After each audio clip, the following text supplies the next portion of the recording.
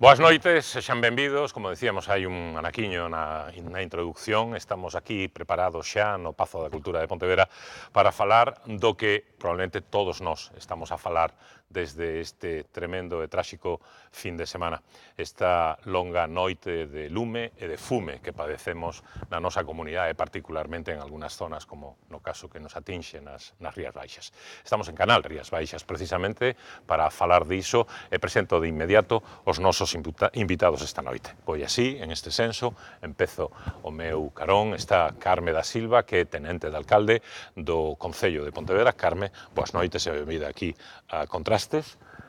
Iván Pérez Berjano é presidente da Mancomunidade de Montes de Pontevedra e, por certo, tamén traballa na extinción de incendios forestais, concretamente para, no seu caso... A empresa pública SEAGA. A empresa pública SEAGA. E precisamente ali tenemos a outra persoa que traballa na extinción de incendios forestales, que é concretamente Sebastián, que Sebastián concretamente é o voceiro de Apropiga, que é a asociación que representa os bombeiros forestais de Galicia. Sebastián Hernández, concretamente. Exactamente. Sebastián, moitísimas grazas tamén por estar con nós. Teresa Jerique é concelleira en Vigo e deputada autonómica. Que tal, Teresa? Boas noites, Boas benvida. noites, moi ben. Ali tenemos a Pedro Feijóo, que é escritor, os que estamos, digamos, acostumados a ler últimamente unha literatura moi emerxente en Galicia e moi interesante de ficción, de trama. Sabemos ben quen é. Estamos ante un tipo que ten moito que decir na literatura española nos vindeiros anos, estoy absolutamente seguro. E aquí está, ademais, como representante, poderíamos decir, da maioría silenciosa. Ya verán por qué. Pedro, benvido. Moitísimas grazas por vir. Grazas a vos por o convite. E Antonio Crespo, que é o xefe territorial da Consellería de Medio Rural da Consellería de Medio Ambiente e Medio Rural da Xunta de Galicia. Que tal, Antonio? Boas noites e benvido tamén. Moitas gracias. Bueno, pues aquí están. Como ven ustedes hai unha representación bastante amplia. Supoño que estamos recollendo diversas sensibilidades e diversas ópticas tamén en relación co problema que, sen dúbida alguna, todos de algún xeito estamos a comentar precisamente nestes días. É inevitable, creo que todos temos na mente, na retentiva, imaxes, voces, testemunhas que podemos, se os parece, compañeiros de realización, incluso ir soltando algún dos vídeos que estiveron circulando desde a tarde noite do pasado domingo, concretamente, en todas as redes sociais, dos incendios que precisamente vemos aí no monitor, invitados, vimos en Nigrán, en Chan de Brito, en Vigo, en fin, foi unha auténtica barbaridade. Nas últimas horas, a Xunta de Galicia estableceu, Antonio Crespo, abrimos con vostede, estableceu a convicción, a plena convicción de que o 100% dos incendios, dos lumes, foron intencionados. É dicir, que non hai moito, máis exactamente, ninguna marxe para accidentabilidade, verdad? Bueno, eso habrá que determinarlo. En principio, todo parece que é así. O que está claro é que nun caso onde non hai tronadas, onde non hai rayos, pois en principio todo parece indicarnos que está todo provocado, e non só provocado, sino que si fixeron en diversos casos pois estudios de se había tramas, non había tramas, etc., aínda que as conclusións foron que non, pois bueno, tampouco está claro de todo. De feito, a Fiscalía vai investigar se houbo, digamos, traballo coordinado de alguma maneira nesas materias, e a ver que dan esos resultados. Está claro que a ninguén se lle escapa que non salen os incendios desa maneira, e moito menos tal como salieron este fin de semana. Pregunto aos dous profesionais da extinción que están aquí con nós, porque evidentemente vostedes estiveron traballando, supoño, en primeira liña. No caso de Iván teño constancia de que sí, non sei se Sebastián tamén foi. O domingo libraba e non me puiden reincorporar como outros compañeiros. Bueno, en todo caso, ambos os dous teñen unha visión do asunto. Ti traballaches en primeira liña. Tes alguna dúbida de que houbera alguna outra que non fora a intencionalidade? Baixo o meu punto de vista é bastante complicado que houbera outro motivo. Moitas veces se asocian a neglixencias por queimas de rastroxos e demais, pero non creo que este fora a circunstancia, realmente que coincidan no mesmo momento en mesmas zonas, bueno, en zonas tan afastadas que non veñen derivados de focos secundarios do mesmo lume. Todo apunta realmente a que hai intencionalidade. Agora, despois, o tema de coordinación entre eles e demais, bueno, xa é moito máis discutible, supoño que bastante máis difícil de demostrar, pero a intencionalidade e que son provocados, para min, baixo o meu punto de vista, creo que non hai dúbida. Ben, se non hai dúbida sobre a intencionalidade, a dúbida podese establecer, Sebastián, na organización, na posible organización ou existencia dunha trama organizada para facelo no último día do veroño, o día que remataba a ponte do 12 de octubre e que moitísima xente, ademais, regresaba por algunhas das estradas que foron ou tiveron que ser cortadas por culpa dos lumes. Primeiro, calma. Hai que investigar os incendios. Anticipar mafias organizadas é precipitado. Se fixo mesmo no ano 2006 Sí. E foi un error. A Fiscalía dixo, e a Guardia Civil dixeron que non había nada deso. Eu, personalmente, non creo nas mafias organizadas, grupos ocultos, encarapuchados que andan. Eso realmente, dende o meu punto de vista, despois de 25 anos traballando nisto, non o vi nunca e creo que nunca o verei. Outra cousa é que coincidan un elevado número de incendiarios en un momento adecuado porque as condiciones climáticas son adversas e lle beneficia queimar o máis posible, porque de eso se trata. Pero tramas organizadas e mafias, como non as había fai unos meses, se recordamos, lembramos que xa houve unha declaración de alto risco antes do verán, e non as había entonces, tampouco as hai agora, dende o meu punto de vista. O problema, desde o punto de vista do debate político, saltou prácticamente as poucas horas de coñecerse a trascendencia dos feitos e, ademais, especialmente desde o luns, onte martes e hoxe mércores, na sesión do Parlamento, da que acaba de regresar precisamente Teresa Ejerique para participar neste debate. Temos aquí dúas sensibilidades políticas diferentes, supoño, visións diferentes sobre o problema. Teresa, o Partido Popular, a Xunta de Galicia, está plenamente convencida de que estamos ante un episodio de terrorismo incendiario. Non hai outras variables, non hai outras posibilidades. Bueno, como ben dixo o delegado, creo que sensibilidades políticas diferentes, pero hoxe estamos todos os diputados do Parlamento, temos, igual que toda Galicia, esa sensación de impotencia, non? De que está Galicia totalmente queimada. Si é verdade que non sensibilidades, pero si reaccións. Eu creo que, ademais, a diferencia que podemos ter co 2006, que se está comparando moito, é o tema das redes sociais, o tema do WhatsApp, o tema de lanzar mensaxes en quente. Entón, creo que nese caso calentouse moito o debate político, onde houbo movilizacións na rúa e no Parlamento, por suposto, cada un expuxo, a Conselleira de Medio Rural falou de como estaba, de como se pasaron esas horas, de como foi a vaga de incendios, como a viviron ela e o vicepresidente dende o control de mando, como presidente da Xunta, como o goberno que está neste momento na Xunta de Galicia. Por outra banda, o presidente comprometeuse hoxe tamén a facer unha comparecencia, pero é inevitable que a actualidade saltase ao Parlamento. Que pasa? Bueno, pois hai diferentes maneiras, é verdade, somos 4 grupos, 4 partidos políticos, 3 na oposición, e, bueno, tamén nos 3 partidos da oposición tamén hai diferenzas, o uno foi con camisetas reivindicativas, é unha maneira tamén de reivindicar e de facer política, e outros de outra maneira. Eu creo que o debate político é importante, pero si é verdade que en quente é moi complicado, porque creo que non somente nós como responsables políticos o que podamos decir, as declaracións que podamos facer poden interpretarse de alguma maneira, senón que a sociedade civil en xeral pode, pois, non sei, quizáis ter impresións ou ter unha visión do debate político que eu creo que non é a correcta, non?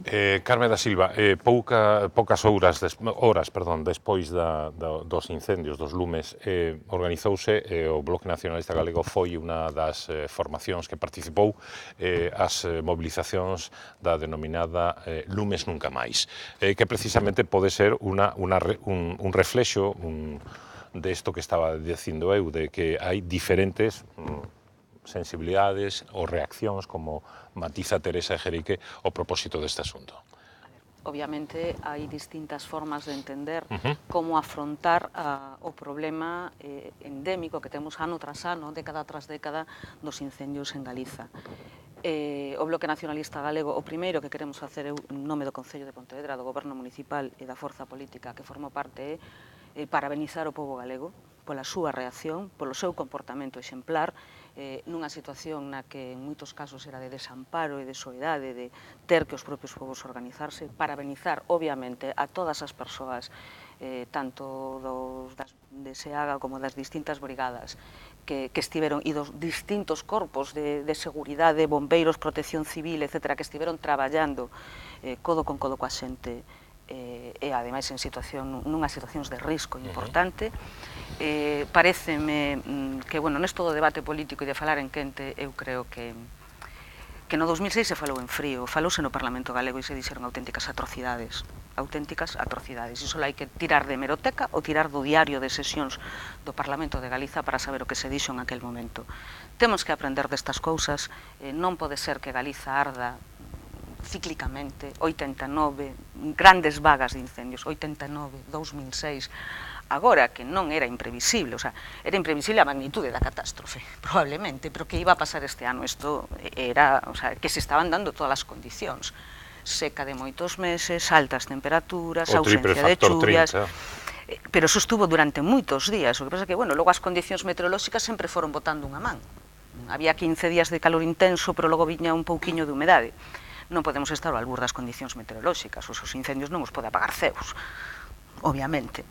Eu creo que o que temos é que reflexionar colectivamente sobre que temos que facer para que estas situacións non se repitan con esta virulencia de forma sistemática. En quente se dixeron moitas cousas tamén outro día por parte dos representantes políticos do goberno galego, falar de tramas terroristas, de terrorismo incendiario, de cuestións organizadas, falar incluso, responsabilizar, que eso sí que me pareceu moi grave e que non se negou aínda hoxe, que haxa brigadistas provocando incendios. Diso imos falar, Carmen. Digo que a mí me parecen cousas que son, de verdade, non son asumibles. E logo outra cousa que sí que creo que debemos reflexionar sobre ela, onde veu a ministra de Medio Ambiente e nos dixo que no momento en que a sociedade rexeita os incendios o problema desaparecerá. A mí iso parece de máxima gravedade. A sociedade galega rexeita os incendios, a sociedade galega rexeita as consecuencias dos luns. Esa é a razón das concentracións do luns. E o problema é moito máis de fondo, négase a política forestal como unha causa e mentras neguemos a raíz non resolveremos o problema. Por pechar esta primeira rolda de intervencións, Pedro Feijóo, escritor, como dicía anteriormente, o domingo, ás 22:59, tengo concretamente aquí o teu texto, paseiro a impresora, do teu muro de Facebook, escribías: hai un ano escribía este texto sobre o lume en Galiza. Sinceramente, hoxe non o volvería a facer. Para que? Se o país arde de norte a sur, de nacente a poñente, non é por casualidade, nin polo cambio climático, nin por iso do veroño, nin moito menos por combustión espontánea. Non. Arde porque somos nós, unha parte moi significativa do noso pobo, os que lle prendemos lume. Logo sigues con outras reflexións, pero evidentemente isto pon de manifesto outra das variables do asunto, que precisamente, ademais de que houbera ou non tramas organizadas ou acciones coordinadas, hai tamén xente que aproveita para facelo, e que probablemente, como decía hoxe un titular, creo que de unha información na Voz de Galicia, o que quema é o veciño de al lado, que probablemente ten moito que ver con eso, co silencio cómplice de moita xente, verdade? Non o sei, de feito creo que por iso precisamente estou aquí, porque supoño que sí, que é verdade, tes toda a razón, dixéronse moitas cousas, moitas en quente, e eu non pretendo dicir que foi el, non busco iso. A min o que me move, supoño que o papel que eu teño aquí, é un pouco facer casi de catálogo de emocións. Eu ao longo destes días pasei da perplexidade a sensación de derrota, a indignación e logo a espera de respostas, porque eu pensaba, hoxe podería falar de algún dato, pero para que? Non é o meu papel, non é tampouco o que se agarda de min, non? A min o que me preocupa, por exemplo, estaba escoitándote agora, Teresa, e escoitaba esa sensación de impotencia. Eso, aí sí que estábamos completamente bañados en impotencia, pero preocúpame moito que vos, por exemplo, vos sintades impotentes tamén, porque nos miramos para vos, esperamos unha resposta. Entendo que nese momento, o domingo, todos nos sentimos impotentes, pero é o que dicías ti, tampouco non é ningunha sorpresa, igual a magnitude sí, pero eu atreveríame a apostar aquí a que o ano que ven volve pasar o mesmo. Seguramente o que se fixo despois do 2006, tomar ese tipo de decisións tamén en quente, non se fixo ben. Bueno, pero que pasaron 11 anos e tampouco acabamos de ver moi ben cal é a opción. Esa non era correcta, pero cal é? Porque 11 anos despois seguimos un pouco igual, non? Non dimos aprendido do 2006. Debate aberto a partir desde aquí, eu ia introducindo asuntos, pero, por favor, se teñen matices que realizar, adelante, Un pouco para adiante. alusións, digo que esa impotencia de ver que está quemándose o monte non impide que dende as responsabilidades de cada quen se tomen as decisións. Eu neste caso, xa dicía Eugenio na presentación, eu son concelleira en Vigo, eu a verdade é que vivín os incendios urbanos, ademais dos montes periurbanos de Vigo, que son montes totalmente coidados polas comunidades de montes, son zonas de recreo, zonas de facer deporte, de paseo, non son zonas abandonadas de monte, entón veuse a cidade totalmente cercada.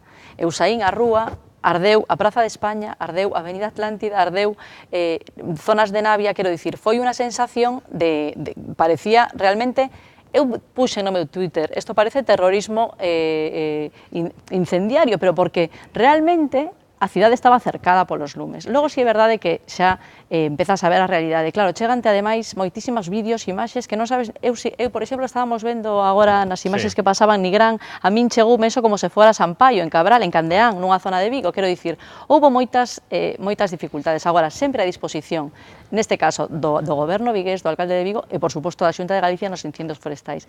Eu creo que, neste caso, a reacción, o que sí que podemos aprender, si é verdade que estar na AP de incendio en donde se pode e intentar coordinar, eso claro que o teñen que dicir eles, as brigadas que eu non sei, agora, bueno, o que levo a miña responsabilidade non é directamente co monte, pero a coordinación dos equipos de emerxencia, saber se realmente estamos preparados para intervir e para reaccionar en momentos como este, en que se dé o factor 30-30, porque isto sí que é unha bomba explosiva total. Entón, eu, nese sentido, creo que sí avanzamos. Ahora, é imposible controlar as sensacións, moi difícil controlar as sensacións. Ahora, claro, hai que ter moita frialdade cando tes responsabilidades, eso sí que é verdade, e hai que poñerse pois mans a obra e poñerse a traballar como se pode. Pidió palabra Iván, tamén Carme da Silva, pero unha pregunta para Antonio, como especialista, precisamente responsable, ademais, de medio rural. O feito dos incendios, dos lumes, en zonas do propio centro de Vigo, como Praza de España, Avenida de Europa, o mesmo o Monte do Castro, que é prácticamente centro da cidade, ten outra explicación que non sexa precisamente a intencionalidade, é dicir, é creíble que as faiscas, o vento, os restos de Ofelia poideran levar hasta ali a propagación? En principio está claro que non, é dicir, para que se propague un incendio desas características, hombre, o caso máis espontáneo témolo precisamente na zona das neves, cando pasou... Sí, cando pasou o Miño. Eso, entonces a xente a veces asimila, non, é imposible que pase, porque cando ve un lume... Inicialmente aquelo sonaba moi raro, Cando ve, sí, pero se temos un lume pequeno, é casi imposible que salte, digamos, tantos metros. Pero cando temos a forza de todo un incendio que ven desde Portugal camiñando hacia aquí, as corrientes de convención son de tal calibre que sacan as pavesas e podenlas perfectamente catapultar a 500 ou incluso 1000 metros. E a partir de aí, pois, procede todo eso. Aclaración feita. En relación co que se estaba comentando, eu entendo que a solución é moi complexa. E igual cometemos un error se centramos nun punto concreto, nunha solución concreta, porque vai moito máis alá. Ahora ben, todo axuda, e habrá que afrontar o tema desde múltiples perspectivas, desde múltiples aspectos, para ir buscando a solución entre todos. En principio, o que se di é de ir entre todos, pois, camiñando xuntos, pero iso é moi difícil. Por suposto que é o deseable, pero eu recordo cando estábamos en Santiago no tema da Lei de Mobilidade de Terras e no tema da Metaga, da Lei de Mellora da Estrutura Territorial Agraria de Galicia, cando fixemos a oferta de que cheque en blanco para meter ali o que se quixera, estaría relacionado indirectamente tamén pois cos incendios, pois inicialmente, como era así a situación, foi moi ben recibida, en este caso, pois polo Bloque, e máis polo Partido Socialista, pero despois, polo motivo que sea, deberon consultar máis arriba e ao final pois entramos no xogo político, que a súa vez ven sendo despois vense reflectindo o que pensa a sociedade, porque hoxe en día, sendo prácticos a nivel político, o que fagan unha política constructiva, pois que os políticos opinen, pero iso, por desgracia, non está tendo bons resultados a nivel de oposición. Ben, ten pedida a palabra Iván, a continuación Carme da Silva. Ben. Moitas gracias. En principio, dúas cousas rápidas. Antes, cando fixeche a presentación, me preguntabas, falabas de que estivemos a primeira línea de lume. Realmente, bueno, outro dos temas conflictivos. Nós, de feito, xa viñamos pronosticando que iban a ser unhas condicións as que se estaban dando, que estaban como catalogados como alto risco, e nós rematábamos o con...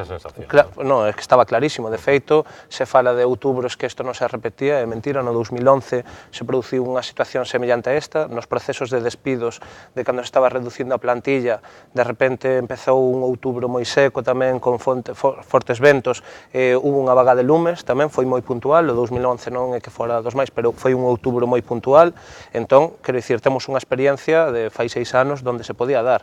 Nós levábamos protestando e, de feito, estábamos moi próximo á finalización de campaña, o día 12, e, de feito, estábamos denunciando, e se fixo unha manifestación en Santiago denunciando que íbamos a rematar os contratos bueno, que estaban pronosticando unhas condicións que podía dar esta situación.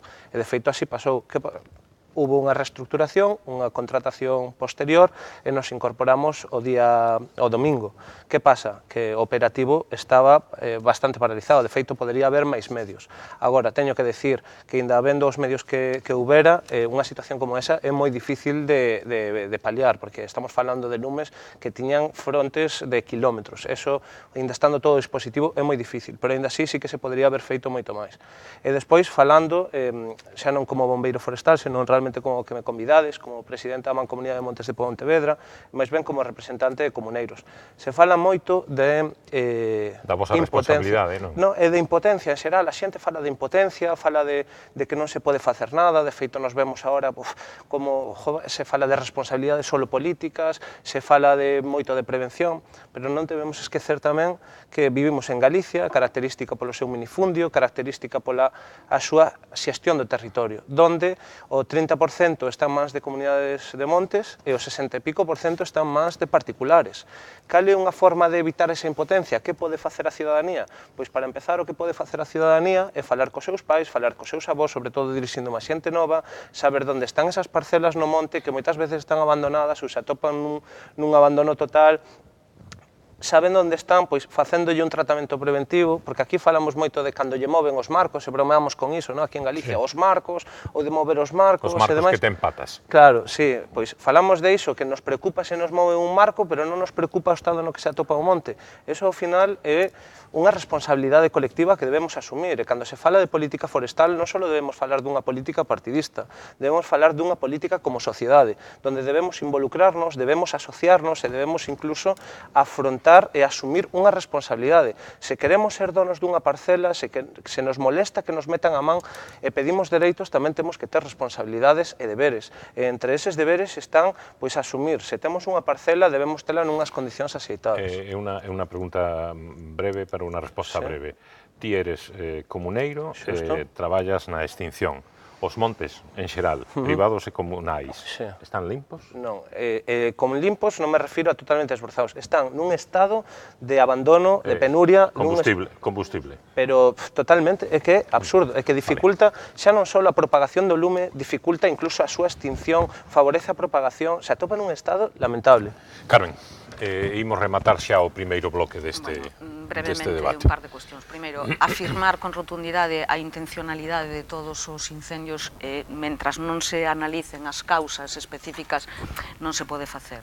Afirmar con rotundidade que dos incendios que rodeaban Vigo de kilómetros de frente non foron os responsables dos incendios que saltaron a propia cidade, tampouco creo que se poda afirmar con esa rotundidade. Eu lle preguntei, antes de asistir a este debate, a expertos en incendios forestais, e me dixeron que sí era posible que fosen os propios incendios que estaban rodeando a cidade os que provocasen eses incendios en Vigo.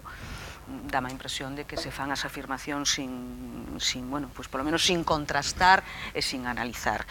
creo que sí que é certo que temos a responsabilidade colectiva de asumir o cuidado do monte como sociedade, pero tamén é certo que temos que asumir os costes públicos, de investimento público que teñen que ir asociados a eso.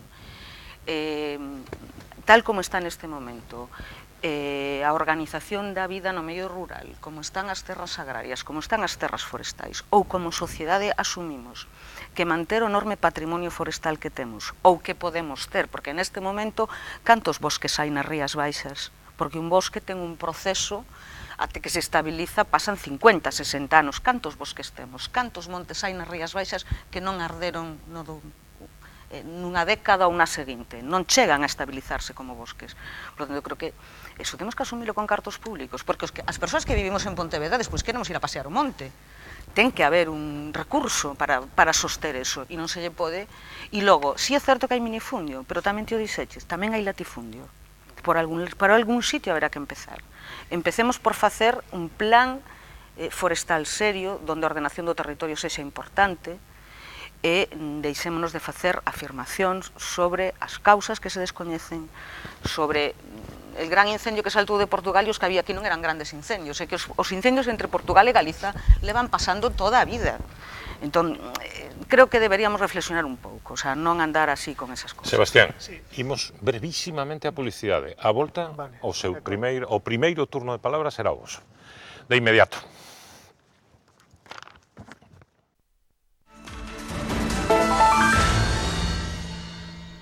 Reanudamos, seguimos en Contrastes, deixaba pendente o primeiro turno de palabra neste segundo bloque para Sebastián Hernández, que é o representante voceiro de Apripoga, concretamente, Apropiga, a Asociación Profesional de Bombeiros Forestais de Galicia, e ademais traballa na extinción de lumes, e que quería decir? Eu podría decir moitas cousas. É un tema moi largo, é un tema moi amplo, que non chegaría a ninguna secuencia de unha semana de programas. Podríamos estar aquí debatindo respecto disso. Eu creo que, en principio, o que comentábamos antes, que ten que ver un pouco co que hai unha legislación que tampouco se cumple. Hai unha legislación de incendios forestais que está aí e que está incumplida. E que incluso se modificou, dende o meu punto de vista, a peor, porque se reduciron os límites que tiñan que estar limpos entre os núcleos rurais, que antes que se pasaron as plantaciones de especies pirófitas de 100 metros a 50 e a ausencia de vegetación de 50 a 30. Eso non é positivo. Cando falamos de pirófitas, falamos de eucalipto. Sí, falamos de eucalipto, basicamente. A política respecto ao en Portugal, co tema do Pedrograo, por exemplo, se planteou, se puso en riba da mesa a cuestión do eucalipto. Non é que o eucalipto provoque incendios forestais, os eucalitos non provocan, pero sí explican o seu comportamento. Igual que as superficies constantes de piñeiros. É dicir, e esa cuestión, que é o que supoño que tamén as persoas como Pedro, que non están directamente implicadas neste tema, se preguntarán que se está facendo respecto á política forestal, porque están no cerne para que explica os incendios forestais, porque hai que ir tamén á cidadanía que vive no rural, que é a que máis directamente está afectada polos incendios forestais. E que ademais, falábamos anteriormente do envellecemento da poboación, e que a xente maior é a que queda nas aldeas. Lembrade un dato, as 4 víctimas mortais tiñan máis de 70 anos. Pedro. Me refería, efectivamente, eu todos estes datos os descoñezo, pero percibo, como calquera outro cidadán, que hai un problema, que é algo moi serio, moi grave. Antes, cando viña para aquí, pola estrada, viña pensando, imaginade que de repente non sei cantos barcos saen a faenar aquí cada día, non? Pero que de 10 barcos que saen, ao chegar á altura de Marín vai a pique. O día seguinte, outro. O día seguinte pasa o mesmo. E a resposta que temos é ou ningunha, ou será, bueno, é que o mar é unha cousa. Non, home, igual é que hai algo máis aí. Non sei o que é, non estou aquí en plan conspiranoico nin nada disto. O que pido é que algo está pasando, e, sobre todo, o que máis me preocupa xa non é só que se me explique, sino o verán que ven vai volver pasar. Hai unha política que prevea este tipo de problemas. Podo sentirme seguro, porque eso é o que me preocupa, que Nos, por exemplo, eu agora xa non vivo aquí, vivo en Barcelona. Ti mirabas os feitos desde Barcelona o domingo. Esta vez sí, e claro, Alucinabas. Ali, ademais, eu vivo nunha zona boscosa. Vivimos nunha masía rodeada por kilómetros e kilómetros de bosque. Ali xamais houbo ningún problema deste tipo, non os hai. Antes de marchar para lá, eu vivía en Gondomar. Eu todas as tardes, antes de sentarme a escribir, saio cos meus cans a dar unha volta polo monte. É verdade, o monte ali estaba feito un Cristo. Se volvese a vivir aquí o verán que ven, podemos ir ao monte tranquilamente, porque, francamente, estou vos falando do monte que este domingo pasado tivo que ser das casas que tiveron que ser completamente desaloxadas. Ali abaixo estaba Vincios e daba pánico ver o que estaba pasando ali en casas que esas sí que recoñezo, porque eran polas que pasaba eu todos os días ata hai 2 anos. Que rayo está pasando? Antonio. Aproveito para pola pregunta, enfocar varias cousas Claro. ao mesmo tempo. Como decíamos antes, é un tema complexo. O detalle, por exemplo, de si en Vigo se prendía de xeito organizado ou se viñan as pavesas do outro lado, pois dependerá da distancia que había dos lumes que houbera de arredor, evidentemente.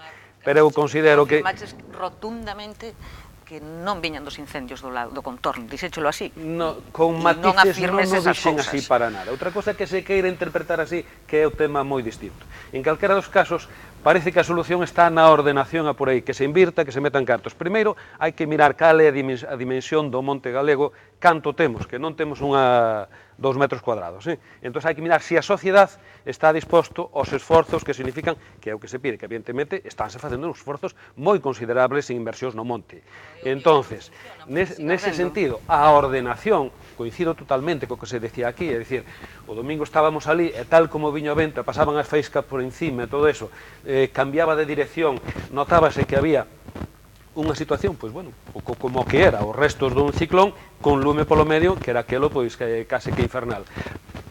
Comentaban os expertos, a xente millor que tiñamos ali, que temos a suerte de ter algúns non, moitos dos traballadores extraordinarios, estaban comandados por Manuel Francisco, que ten unha cabeza moi fría nos momentos quentes e que traballa cunha organización e cunha eficacia tremenda, e o feito de estar ali pois lévanos a que houbese, falaban ali, aunque tivésemos 5 ou 6 veces máis dispositivo do que tiñamos, non tiñamos para poñer en cada casa pois a motobomba correspondiente ou o equipo correspondiente. En temas de personal, aunque houbese, evidentemente, canto máis haxa en todo o caso, igual que nos temas de policía, canto máis houbera, en teoría, moito mellor, pero habrá que buscar equilibrios. E despois, teño interés en facer unha aclaración no seguinte. As brigadas, en este caso, o que aporta medio rural e por aí, é pa suelo rústico, é pa chan rústico. Os núcleos rurais e o chan urbano teñen que defendelo os concellos. As competencias son dos concellos. Que sucede?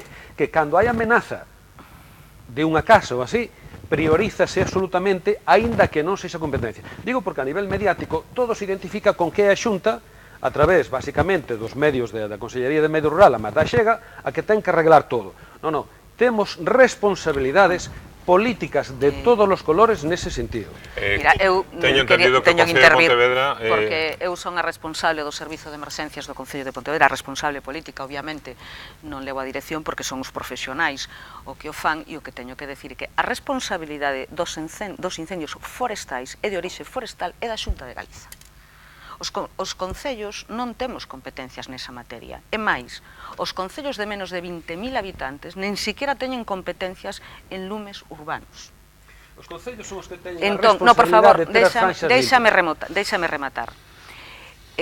Os concellos non temos competencias en incendios forestais, é a Xunta de Galiza. E podemos seguir así peloteando de quen é a responsabilidade, de que a administración. Entre outras cousas porque sobre os concellos lexíslase. Non temos capacidade para lexislar. Xa nos gustaría en moitos casos ter capacidade, pero non a temos. É o Parlamento Galego quen a ten. É certo, estiveronse tramitando unhas leis que se lle deu para atrás a cousas que estaban, bueno, avanzadas. Pero o certo é que pasaron 11 anos desde o 2006 isto era previsible que podía pasar en calquer momento, se non era este ano era o que ven, se non o seguinte, porque é unha cuestión que se repite cíclicamente e que non se adoptaron medidas que funcionen. Aquí decimos, temos moitos medios, está claro que iso non é o que funciona. Está claro que non se pode afirmar, como fixo o presidente da Xunta, o señor Feijóo, a semana anterior, cando estaba ardendo en Ourense por todas partes, que a franxa atlántica non tiña risco. Que caramba, non tiña risco e de repente temos, como el mismo recoñeceu, 12 horas de descontrol, porque recoñeceu el públicamente, que houve, primeiro dixemos que estuvera todo moi ben e despois recoñecimos que eran 12 horas de descontrol, o recoñeceu o presidente. Como esas informacións sexan tan exactas como comentaba antes, é posible que lle este metendo algo de sexo. O señor presidente da Xunta, hoxe, en declaracións aos medios e onte, recoñeceu que houbera 12 horas de descontrol. Dixo el, non o digo eu. Sí, o debate está aberto, poden interpelarse. Bueno, sigo, o respeto dos concellos, que empaquétaselle os propietarios dun rural cunha poboación avellentada, bueno, un problema demográfico que temos en Galiza tremendo, e a uns concellos que non teñen recursos económicos, a responsabilidade de ter a protección dos núcleos rurais cando están os monte encima das casas. O sea, paréceme que así non resolvemos o problema. Así non resolvemos o problema. A lei cumplila o noso. Non, as leis son modificables, para eso está o Parlamento Galego. Pero mentras tanto están vigentes. Algo que es que os ciudadanos e que os profesionales, eu teño as miñas propias ideas, pero os profesionales e supoño que os espectadores se darán conta. Ao final isto é unha loita entre os que estaban antes na oposición, os que están no goberno, e os que están no goberno están na oposición. Eu creo que a ciudadanía, os profesionales, o que queremos que chegue a acordos. Que ocurre? Que sí que é certo, dentro do goberno da Xunta non están dispostos a dialogar. E eu non sei se a oposición cando estea no goberno estará disposta a dialogar. Ese é o que nos preguntamos, non o sabemos. Eu tamén quero contestar. Eu tamén. Galego no 2006, cando foi Sí, pero eu no 2006 eu levo aquí dentro do 91. No 2006 lle din caña ao bipartito porque me parece que fixeron os mesmos erros.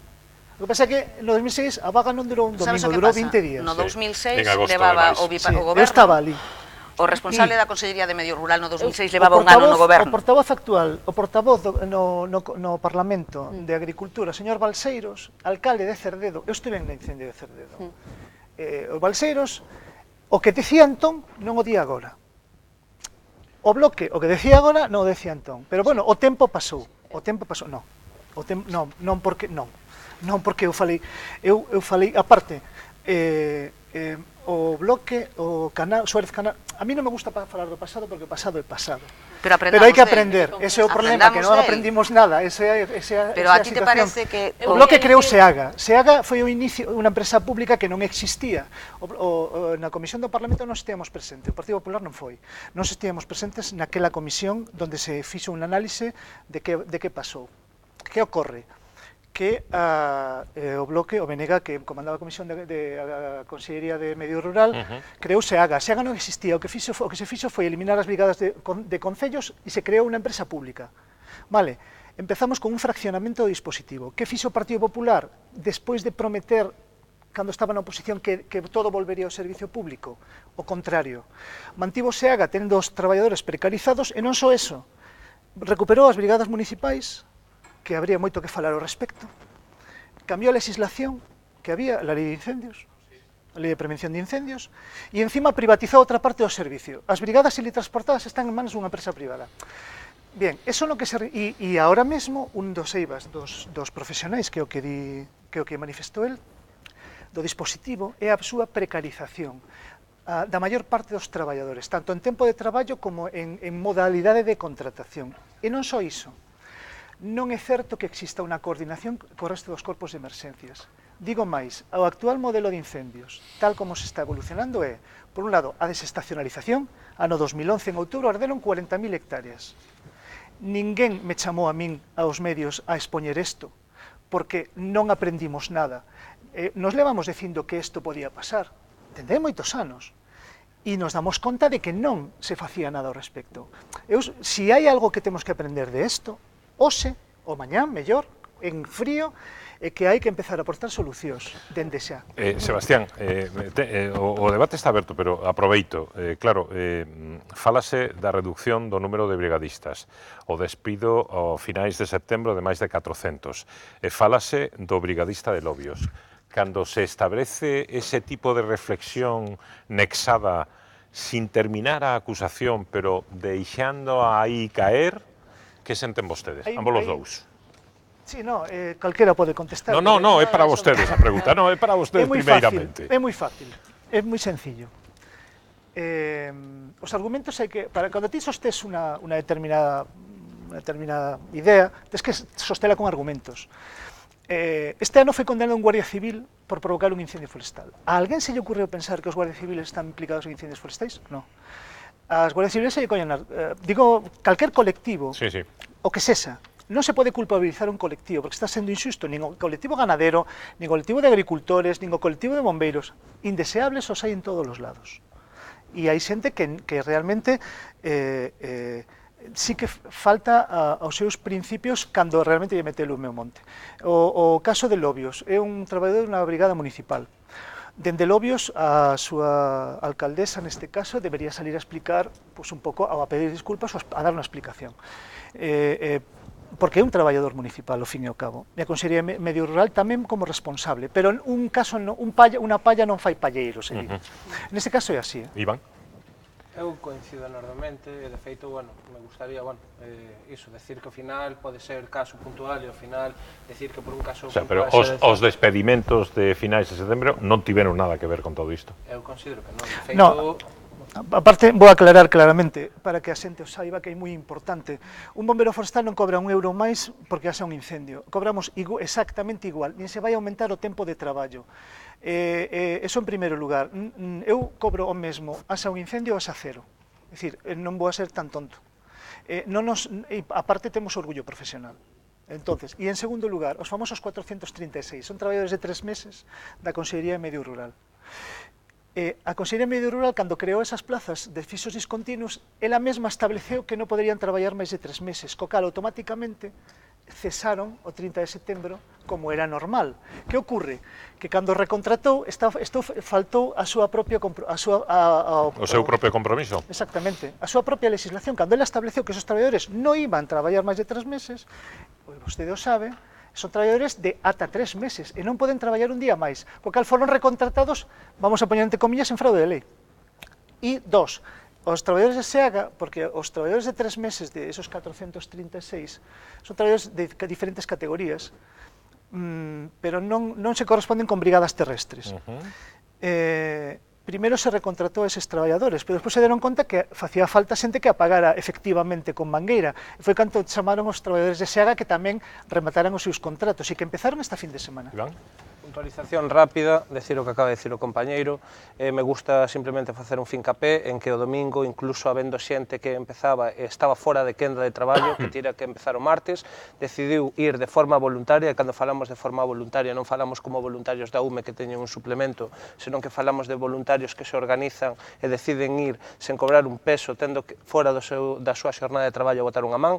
Somos xente que está, que podes atopar de todo, pero xente que ama o monte, que traballa e ten vocación, e que o bo que te atopas neste sector é que a xente que traballa non só é un traballo, senón que é unha vocación e disfruta. Pero unha cousa que, por lo tanto, aí seguimos co debate. O que me gustaría a min é volver a desviar, porque ao final a xente sempre denuncia que se debería centrar máis en prevención que en extinción, e unha vez máis, incluso nos debates, nos estamos centrando nos propios debates máis na extinción que na propia prevención. É certo. Entón, eu, dende o punto de vista que realmente a figura que represento comunidades de montes, incluso me gustaría falar de veciños en xeral, deberíamos abordar este tema da prevención. Se fala moitas veces que a administración debería abordar a prevención e demais.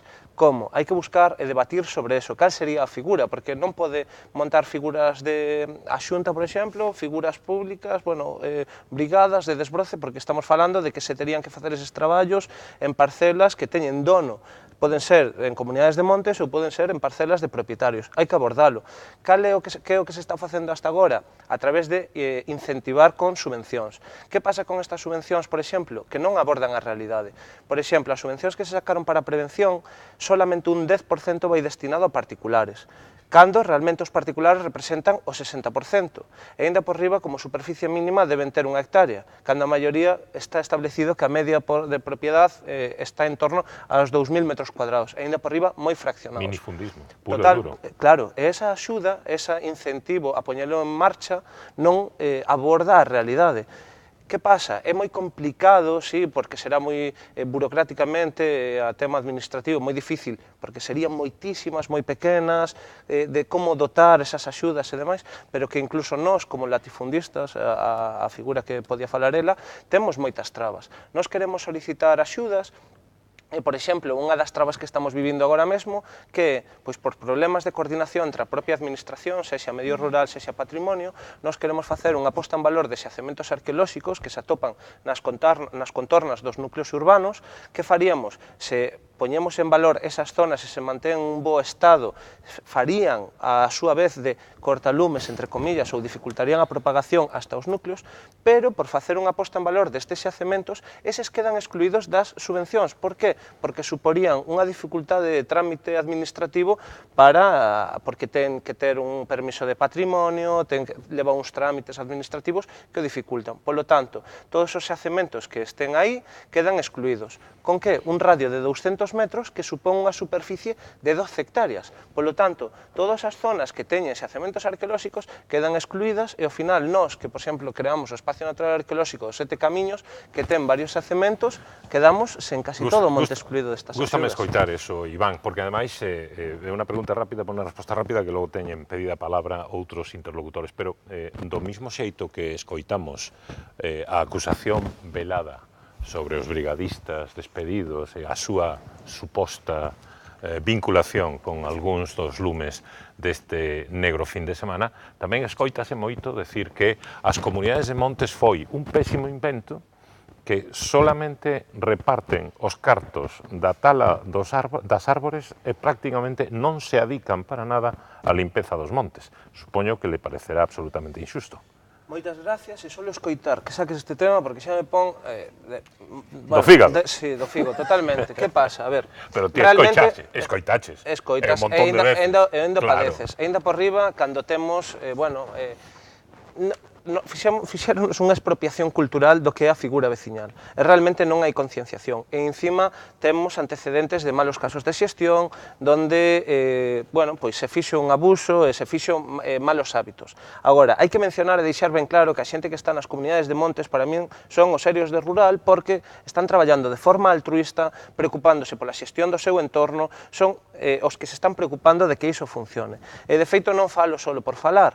Hai varios estudios que demostran isto, por exemplo, un estudio de Cambridge que demostraba que os modelos de xestión comunitarios son moito máis eficientes que os modelos de xestión públicos ou administrativos, e, ademais de iso, podemos falar dunha Premio Nobel de Economía, Eleanor Armstrong, donde falaba que os modelos de xestión de comunidades locales son os máis eficientes, porque quen mellor para decidir o que debe pasar aí que a comunidade, a que vive aí, é a que velará polos intereses e o mellor funcionamento dese entorno. Entón, temos que apostar por estes modelos de xestión que, ainda por riba, é iso, estamos padecendo. Eu teño o meu traballo, despois, ao salir daqui, de feito, teño unha reunión estamos en temas das comunidades, e claro, eso é tempo que roba, debemos buscar unha ferramenta que nos permita facer máis profesional este tipo de xestión.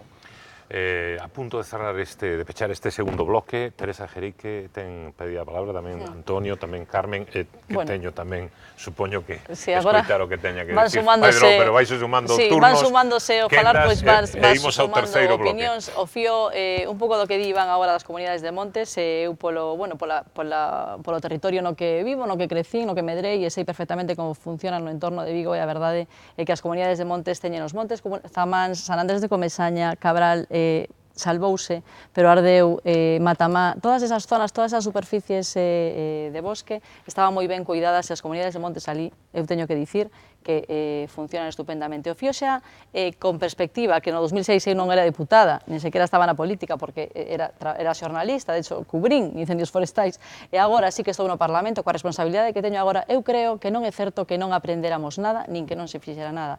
Eu creo que datos, que Pedro decía que non ten datos, os datos que onte amosaba a conselleira é que en 2 días quemouse máis superficie que en 2 veráns previos anteriores, que cando hai un incendio non está solucionado nada, que hai que solucionar, hai que intentar que isto non pase, pero si é verdade que o pico máis alto de lumes neste verán foron 50, creo, en Maceda, en Ourense, tamén unhas condicións atmosféricas, climatolóxicas horribles, pero si é verdade que eu creo que sí que se mellorou, sen ser experta no tema, incluso coñecendo por enriba, precisamente por este tema e por esos debates a lei, eu creo que sí, a Xunta primeiro está implicada, está falando co sector, está falando coas persoas do rural. Eu creo que hai vontade absoluta de mellorar, e de feito, os veráns, dende 2006, 11 anos, pasaron 11 anos. Si é verdade que o destos días foi tremendo, pero eu creo que estamos mellorando. Por suposto que hai moitas cousas que mellorar. Os modelos de xestión poden ser diferentes, pero non quere dicir que sexan peores. Eu escoitei onte que Bruselas di que España, o país de España, ten o sistema contra incendios máis efectivo de todos os países de Europa. Entón creo que sí que estamos mellorando. Que pasa? Que nestes momentos é moi complicado dicir que as cousas se fan ben, porque ardeu toda Galicia, pero eu creo, de verdade, escoitando, lendo, persoas profanas no tema, persoas coñecedoras, brigadistas, bombeiros, políticos, quero dicir, eu contrastei información de moita xente, e si é verdade que pola experiencia persoal tamén, e por ser galega, por levar vivindo aquí toda a vida, creo que temos vontade de mellorar e que a Xunta sí que está implicada, non é que teña abandonado o rural, nin que pase das políticas forestais. E que esos temas eu creo que non tampouco... Permítame vostedes, es que teño que pechar este segundo bloque, e o terceiro, sin ningún problema, vostedes continúan co debate, porque seguimos en contrastes. Interesantísimo este espazo de hoxe.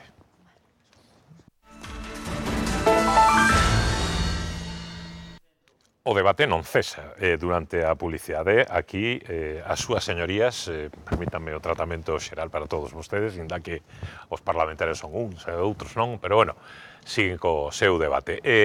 Imos retomalo, hai varios turnos de varias quendas de palabra solicitadas, pero antes que nada, quería tamén que escoitáramos o que dice a Rúa. Saímos a preguntar por que, mellor dito, quen e por que o fixo o pasado domingo. Bueno, yo fui bombero 10 años, entonces es mucha coincidencia que haya tantos incendios en tantas partes al mismo tiempo. O sea, parece que es un momento escogido. Por la ley que hay, de que se puede edificar, lógicamente. Hombre, porque es imposible que haya 20 o 30 a la vez, es totalmente imposible. Además, a mí me tocó muy cerquita, yo vivo en Redondela, cerca de aldeas infantiles, y allí se plantaron en el mismo día, más por la noche, varios. Que haya sido, yo que sé, un accidente que ha habido. Creo, pienso y espero eso. Desperto ese día atento hasta as 5 da mañán e aún non deixaba de recibir información de que se estaban encendendo distintos focos, unha ruta continuada, por exemplo, na zona de Vigo, por outra parte estaban me informando a zona do Barbanza. Eso non, a esas horas da mañán non creo que sea casualidad que encenda todo xunto solo. Hasta a veces pienso si es cosa política, o sea que mira si me da vueltas la cabeza. Esos habían que castigarlos, pero hasta el tope. Porque eso no se hace, porque no solamente que se arden los montes, sino que la gente pierde la vida. Pues por lo que dicen lo de las forestales, ¿no? Que les iban a acabar el contrato. Pero yo no sé ya... Unos locos, vamos, yo desde luego que les pillaba y les reventaba la cabeza. La cosa va a quedar ahí como quedó en su momento lo del Prestige, ¿sabes? Es decir, va a quedar ahí y otro recuerdo más para la historia de Galicia. Claro, aquí algúns dos invitados alucinaban con algunhas das respostas, negaban que fora certo, por exemplo, o famoso asunto da recalificación do chan, que, sin embargo, está tremendamente extendido e circulaba precisamente nas redes sociais o pasado domingo, cando estábamos en pleno cenit desa tremenda noite, longa noite de lume que decíamos anteriormente. Tamén hai moita extensión de outro tipo de pavos, algúns han sido desmentidos por vostedes aquí no debate.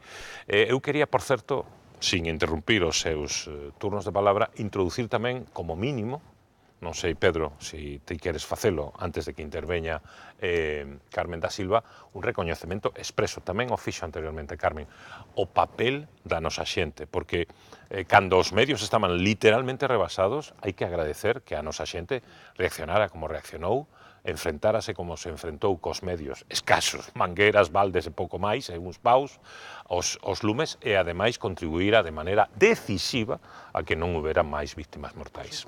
Claro que sí. A ver... A mí lembrábame o Prestige. Claro, eso resulta evidente. Claro que de quitar o sombreiro o que fixo cada un botando mando pouco que tiña, saindo á rúa, collendo as mangueiras nas casas. O que pasa é que eu o que decía estes días é que, sí, eso é para estar moi orgulloso do pobo que temos e do papel que cada un de nós xoga nel. O que pasa é que eso, en realidade, eu penso que o que fai é poñer o acento sobre unha carencia moi grande que estamos padecendo.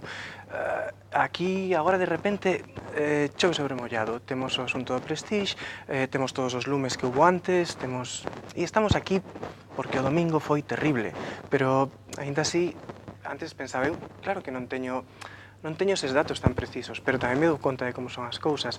Eu, se este domingo non tivese pasado todo o que pasou, seguiría pensando o mesmo, porque o verán, este domingo foi unha barbaridade comparado con o que pasou o resto do verán, pero aínda así, o resto do verán non foi para botar foguetes. E o verán anterior, o verán do 2016, que foi cando empecé a escribir aquel famoso artigo que logo se volveu viral e todo iso, estábamos outra vez nunha situación aínda peor que a de 10 anos atrás. Eu estou seguro de que sí, que a Xunta ten vontade e que quere facer, pero desde logo penso que por aí non imos ben. E se resulta que o que temos que salientar é o papel que xogou a cidadanía, claro, por iso dicía de que chove sobre mollado, porque xa estamos afeitos a este tipo de imaxes, pero te imagina que mañá tens que subir aquí a Montecelo e como non hai médicos, pois xa te postía a operar e logo subimos a imaxe a rede. Mira que afouta a cidadanía de Pontevedra que é capaz de operar. Coño, eso igual quere dicir que hai algún problema aquí. Moi afouta, sí, pero igual non estamos falando do que deberíamos estar falando, non? Carmen. É que, bueno, estou de acordo con el, pero sí que é certo que temos un pobo que quen de reaccionar con rapidez e dunha forma, bueno, estamos afeitos no noso pobo o traballo comunitario, a colectivizar moitos traballos no rural e iso tamén fai que exista. Non sei, para tallar este problema de raíz, eu insisto, non se pode negar a maior. Non se pode negar, como se estivo negando por parte dos responsables do goberno galego durante estes días, que non é un problema da política forestal, porque se se nega a maior, é que temos un problema grave, nunca se vai a ir a raíz do problema. O sea, estamos dispostos a seguir convivindo década tras década con incendios e que cada pouco tempo teñamos isto. Bueno, entón, vayamos a raíz do problema. Se a legislación non sirve, cámbiese a legislación, porque a legislación se pode cambiar. No pleno que rematou hoxe no Parlamento Galego, aprobouse pola vía rápida, cunha urxencia absolutamente desmesurada, unha lei nova donde, bueno, que é coñecida como de depredación do territorio, donde se vai a dar todo tipo de facilidades para facer determinado tipo de actuacións de carácter industrial, declaracións de incidencia supramunicipal, eólicos, minas, etc. Bueno, caramba, que haxa esa axilidade de iniciativa legislativa tanto por parte do Goberno como do Parlamento para atallar este problema. Hai figuras na Lei de Ordenación do Territorio que se poden utilizar. Temos un plan de ordenación do litoral. Teñamos un plan de ordenación forestal, pero que vaya a raíz do problema. O sea, é que se non se vai a raíz do problema, a base de medios de extinción e de discutir se hai o Concello ou a Xunta que ten a competencia, non se vai resolver. Teresa? Non, que eu escoitei hoxe que si é verdade que, bueno, antes falaba en quente e xa en frío, si que hoxe eu escoitei o presidente da Xunta dicir que haberá que abrir ese debate e que haberá que ir a raíz do asunto. Non nega a maior, non se nega a maior. Agora, o que non se pode tampouco negar é que isto foi unha situación excepcional, porque a verdade é que estes 3 días... Perdona, mira, é que eu non quero recurrir ás hemerotecas, caramba, pero é que houve declaracións no ano 2006 terribles, absolutamente terribles do propio presidente da Xunta. Que a Xunta de Galicia e o Parlamento de Galicia e os diputados... A conselleira onte falou de 10.000 hectáreas. Estamos dispostos a ir a raíz do asunto e a intentar solucionar un problema que non ten ningunha sinxela solución. Eu escoitei hoxe nunha tertulia de televisión a comparación deste tema, deste problema social, como problema de violencia machista. Xa avanzando neste tema, é dicir, se vamos a ter, quizáis, que evolucionar xa por esa vía de educación, xa tamén campañas, penas máis elevadas, é dicir, atacar xa todo o Código Penal, a lei, a educación, as campañas preventivas, é dicir, hai moita xente que ten moitos plantexamentos e podemos ver agora, ademais, como a sociedade o percibe, que diferente o percibe unha persoa e outra. que concepto ten unha persoa e outra tamén, e como todos, desgraciadamente, creen que os políticos, neste momento, pouco fan ou pouco están facendo. É dicir, quero dicir que este tema, isto é unha situación excepcional, vaise ir á raíz. O Parlamento vai traballar nesto, é o que dicía antes, o modelo de xestión verase, pero eu vexo que países diferentes a España teñen crisis deste estilo. En California arden hectáreas, en Portugal tamén. Un momento, por favor, é que non ten nada que ver. Non quero frivolizar. Estás frivolizando, porque California non é comparable a Galicia en absoluto. Pero que hai que ver casos de incendios forestais de grandes dimensións que son tragedias. Eu creo que este caso, con este factor 30-30, foi unha tragedia en Galicia. Agora, non vou negar a maior, por suposto que hai que ir á raíz e por suposto que hai que intentar paliar esta... Un dos problemas fundamental que ten o problema dos incendios en Galiza é que non é un problema de Estado, é un problema que temos en Galiza, non é un problema de Estado. Se isto estuvera pasando en outras zonas do Estado, o propio Estado estaría actuando de outra forma. Temos a maioría da superficie forestal e a maioría dos incendios. Chegar a decir que admita a sociedade galega os incendios é que dá a impresión de que temos unha mutación xenética para ser pirómanos masivamente. Un problema forestal, é un problema de Estado. Permítanme introducir outra variable. Falaba precisamente, Teresa, da modificacións penais. É certo que hai unha modificación, un endurecemento concretamente do Código Penal, pero tamén ocurre que apenas un 20% dos incendios, dos lumes intencionados, acadan o seu esclarecemento. E hai pouquísimas ou nulas condenas sobre o particular. Quero lembrar en este caso o informe do fiscal galego Carlos Varela en 2006, concluinte, poñía de manifiesto, suliñaba que precisamente sobre as intencionalidades menores das que se decían e os intereses económicos menores dos que se falaban. E outro dato, o caso de Serafín Pardiñas. Lembran? Vaga de Lumes, Cerdedo, Cotobade, o tremendo lume de 10.000 hectáreas, a morte de unhas mulleres dentro precisamente tamén dun coche. Foi levado a xuizo, procesado, levado a xuizo, xuizo conxurado, e saliu absolto por falta de probas. É que é tan difícil acadar probas en este sentido? É que é tan difícil vencellar o endurecemento legal e penal coa investigación? Porque agora mesmo o presidente Rajoy, o presidente Feijóo, todos os voceiros políticos de todos os grupos falan da necesidade de esclarecemento das autorías, pero a sensación que temos nós, os cidadáns, é que vai a quedar en nada. É que iso mesmo era o que eu dicía no famoso artigo. Eu estou seguro de que facedes cousas, seguro, pero a percepción que nos chega a nós é que unha persoa mata a outra na rúa e hai unha detención, hai unha investigación, hai o que sexa, hai un xuizo, hai unhas consecuencias. Alguén lle prende lume ao monte e, en xeral, non sucede nada. É como un foguete que estoupa no aire e aí quedou. Onde está esa reacción? Eso é o que eu, e como digo eu, digo calquera destas persoas que saen nestas preguntas, onde está esa... Un endurecemento de penas. Sí, pero non sirve para nada. Unha suavición, e a vez que se endurecen as penas do Código Penal, que co Código Penal isto está demostrado que non se vai resolver, porque hai o propio incendio arrasa coas probas, en moitos dos casos. E, simultaneamente a iso, suavízase a legislación en materia de montes. E, simultaneamente a iso, suavízase a legislación forestal. As brigadas de axentes forestais que teñen brigadas de investigación de incendios teñen serios problemas para demostrar que hai unha culpabilidade. É tan difícil establecer autoría? É tan difícil establecer incluso o modus actuandi, o modus... Cas normas de hoxe en día pois é difícil.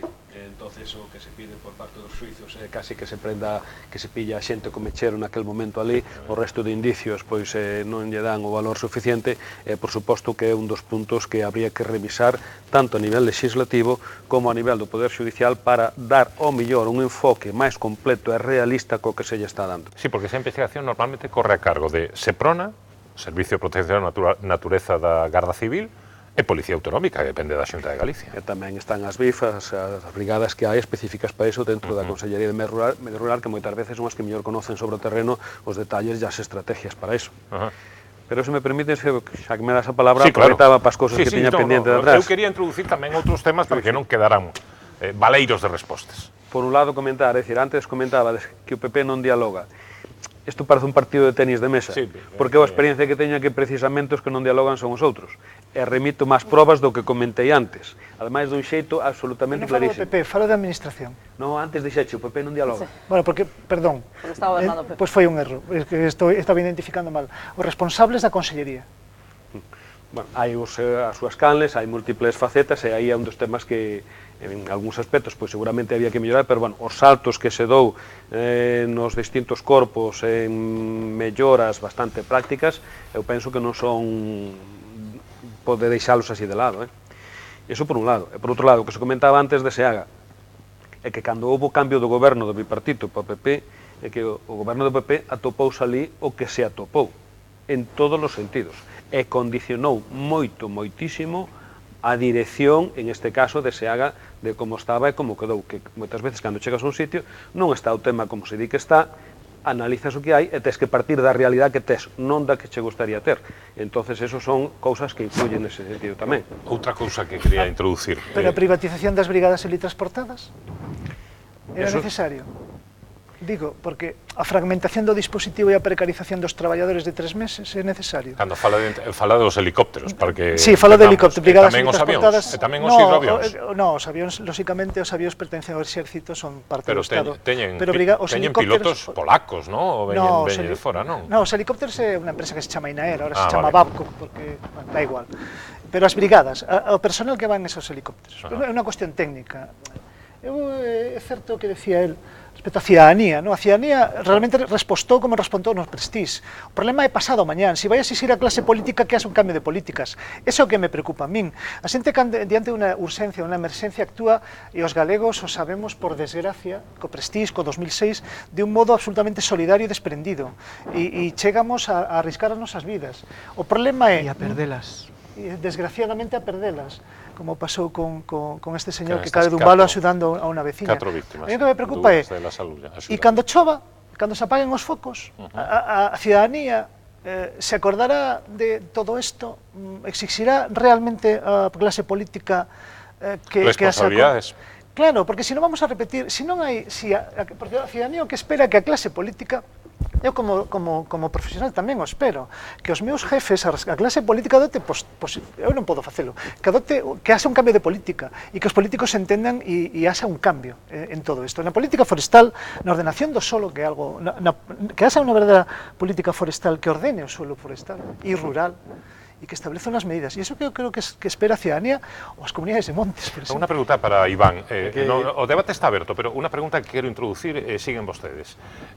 Outra das cousas da que se fala na rúa. A madeira quemada véndese por menor valor, pero véndese, e vale. Ese eucalipto vale e va destinado normalmente a Ence. Certo ou non? Vale, a ver, se supón que a madeira, en principio as comunidades de montes estamos obrigados que cando facemos unha corta, por lei, deses ingresos que temos, o 40% ten que ser reinvestido no monte. Nos casos de madeira queimada, ese reinvestimento ten que ser do 100%.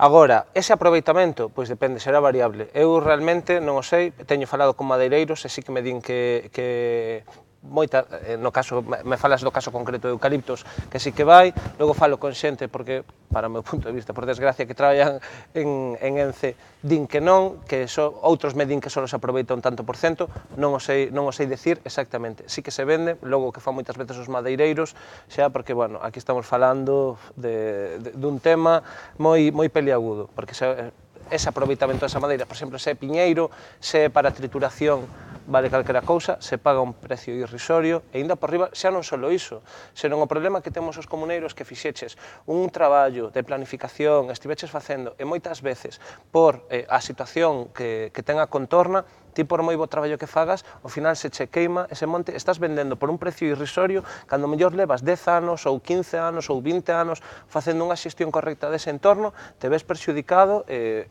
quedas que te sientes totalmente desamparado.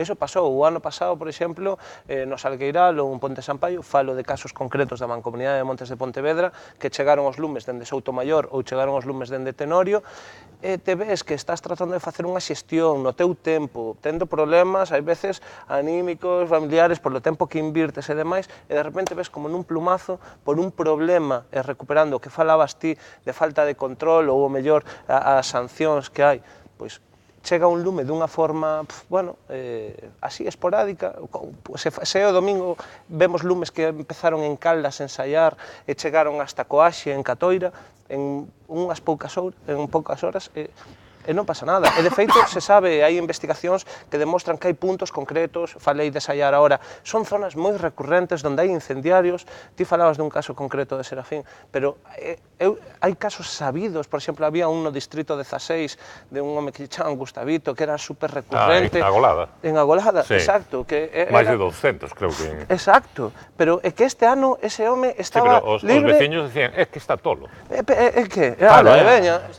Pero non se faz nada. Sí, Teresa. Que non me parece tan descabellado neste caso compararlo con un maltratador, é dicir, tiveron que pasar moitos anos, porque escoitas a boas dicir, bueno, eso pasou sempre. Como? Eso pasou sempre? Pois non pode pasar. Non pode pasar.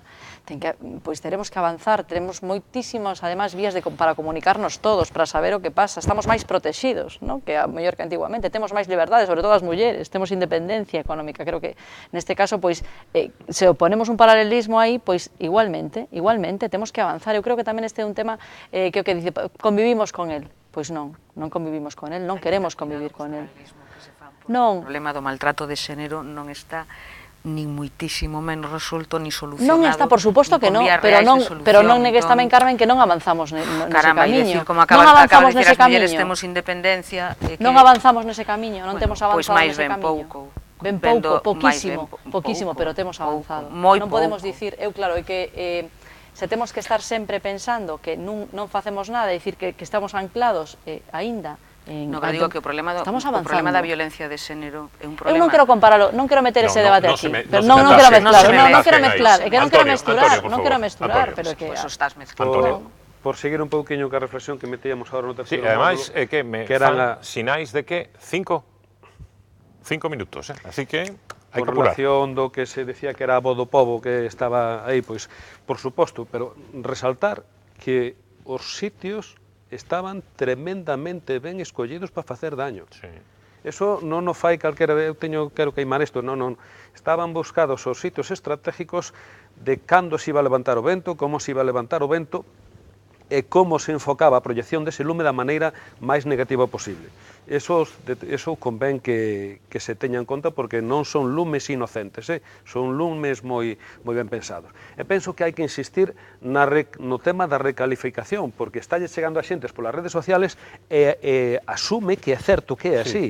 Que non está vixente o de os 30 anos. Claro, está vixente, é dicir, a variación que se meteu, que dou pé a unha mala interpretación totalmente intencionada por determinados sectores, é que fíxose unha variación porque se queríamos traer o AVE, se queríamos traer unha autovía con normativa que había antes do cambio, pegaslle lume un pouco e teoría xa non podría pasar por ali.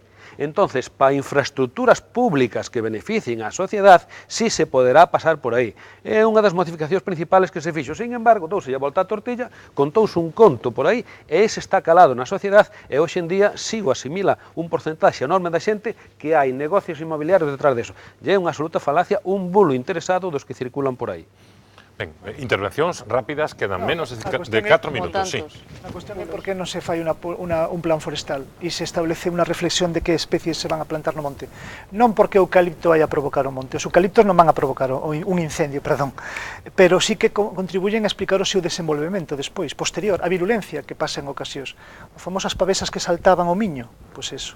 De todos modos, sí que claro, os que provocaron os incendios, se foron grandes, é certo, o provocaron con intención, porque queren queimar, lóxicamente, pero hai que entender outra cousa, houve outra serie de incendios que apagamos antes de que se fixeran grandes. É dicir, hai unha problemática, eu quero destacar tamén que é certo, debemos ter uns dos servicios mellores do Estado español, porque a pesar de todo e de que hai que moito que correxir, sobre todo na polivalencia despois do noso servicio. En Galicia, os mellores servicios de Europa. Un tercio dos incendios se producen en Galicia. Pasamos de 10.000 no ano 2006 de media Algo hasta o ano aprendimos. 2006 a 3.000. Que ocurre? Que eso hai que reflexionar sobre iso e hai que reflexionar sobre, primeiro, que rural e que monte queremos, e iso ten que ser negociado, e iso ten que ser consensuado, non hai outra, a ver se de aquí sacamos algo en claro. E dos, que modelo de prevención, que modelo de servicio público e único é posible, evitando a precarización dos profesionais. Falaba vostede dun dispositivo permanente antiincendios, para Claro. entendernos. Vale, de acordo.